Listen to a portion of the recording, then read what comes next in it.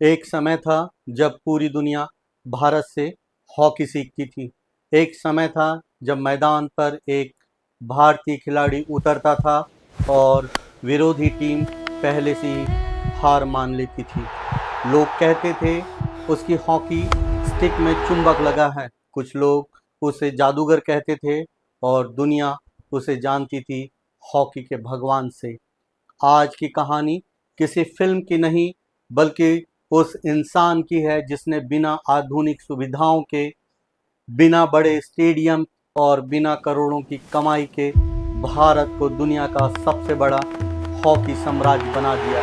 यह कहानी है मेजर ध्यानचंद की। 29 अगस्त 1905 ब्रिटिश शासन के दौर का भारत, इलाहाबाद जिसे आज हम प्रयागराज के नाम से जानते हैं, यहीं एक साधारण परिवार में जन्म हुआ एक बच्चे का नाम रखा गया ध्यान सिंह। उनके पिता समेश्वर सिंह ब्रिटिश भारतीय सेना में सैनिक थे। सेना की नौकरी का मतलब था आज यहाँ कल वहाँ। इसी कारण ध्यान सिंह का बचपन एक जगह नहीं बीता, कहीं इलाहाबाद, कभी झांसी, कभी दूसरे शहर। ना नियमित स्कूल, ना कोई खास सुविधाएं, लेकिन शायद किस्मत उनके लिए कुछ और ही लिख चुकी थी। उन्हें उस समय यह भी नहीं पता था कि एक दिन पूरी दुनिया उन्हें हॉकी का जादूगर कहेगी। साल था 1922। सिर्फ 16 वर्ष की उम्र ध्यान सिंह भारतीय सेना में भर्ती हो गए। दिन भर सैन्य प्रशिक्षण, थकाऊ ड्यूटी और फिर रात होती ही एक हॉकी स्टिक हाथों में लेकर मैदान की ओर निकल पड़ते थे। उस समय मैदानों में बिजली नहीं होती थी, इसीलिए वे चांद निकलने का इंतजार करते थे। चांदनी रात, खामोश मैदान और एक जवान जो घंटों अकेले अभ्यास करता था। उनके साथी हंसते हुए कहते थे, देखो ध्यान तो चांद निकलने पर ही खेलता है। धीरे धीरे ध्यान सिंह बन गए ध्यानचंद। उन्हें शायद खुद भी नहीं पता था कि यही नाम एक दिन इतिहास बन जाएगा। भारतीय सेना में उनके खेल ने सबको प्रभावित कर दिया। उनके वरिष्ठ अधिकारी ने उनकी प्रतिभा को पहचाना।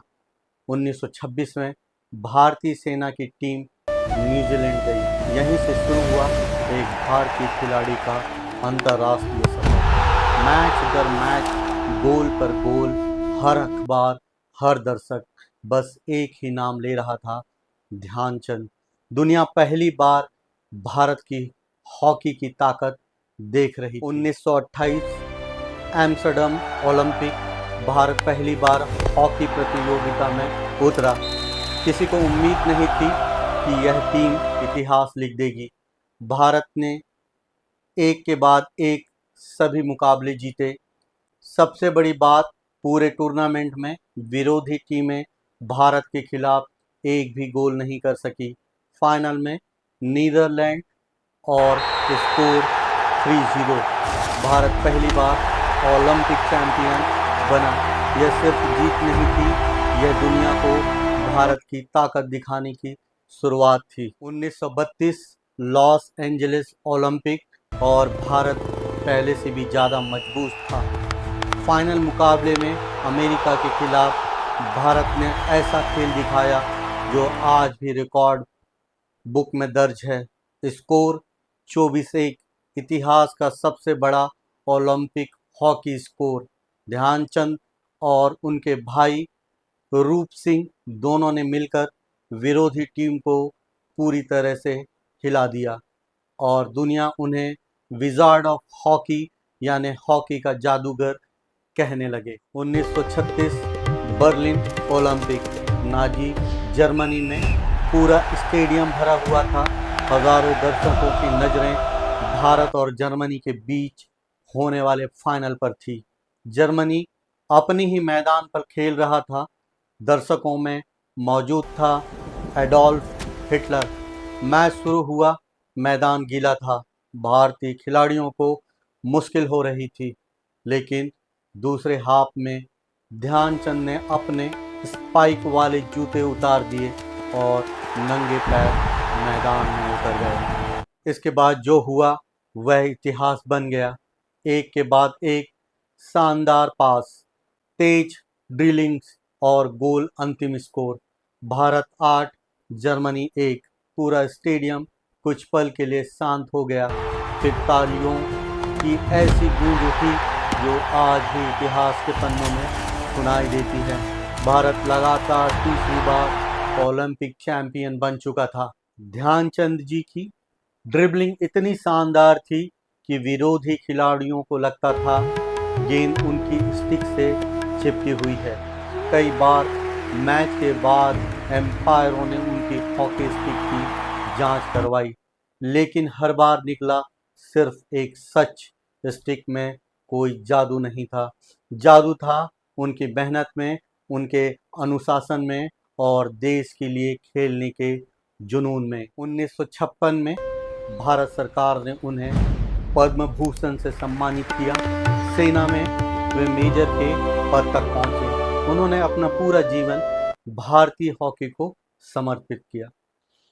3 दिसंबर 1979 दिल्ली में उन्होंने इस दुनिया को अलविदा कह दिया।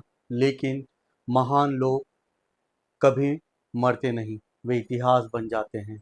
आज हर साल 29 अगस्त को उनकी जयंती पर पूरा भारत राष्ट्रीय खेल दिवस मनाता है। आज क्रिकेट के सितारों के नाम हर बच्चा जानता है, लेकिन क्या हम उस खिलाड़ी को याद करते हैं जिसने दुनिया को पहली बार भारत के सामने झुकाया था? अगर मेजर ध्यानचंद नहीं होते तो शायद भारतीय हॉकी का स्वर्णीय इतिहास भी नहीं होता। उनकी कहानी हमें याद दिलाती है कि असली महानता केवल जीतने में नहीं, बल्कि अपने देश का सम्मान दुनिया के सामने बढ़ाने में होती है। अगर आपको लगता है कि हर भारतीय को मेजर ध्यानचंद जी की कहानी जाननी चाहिए तो इस वीडियो को लाइक करें, अपने दोस्तों के साथ शेयर करें और चैनल को सब्सक्राइब करना ना भूलें। अभी आपसे विदा लेता हूँ। मिलते हैं अगले वीडियो में। जय हिंद।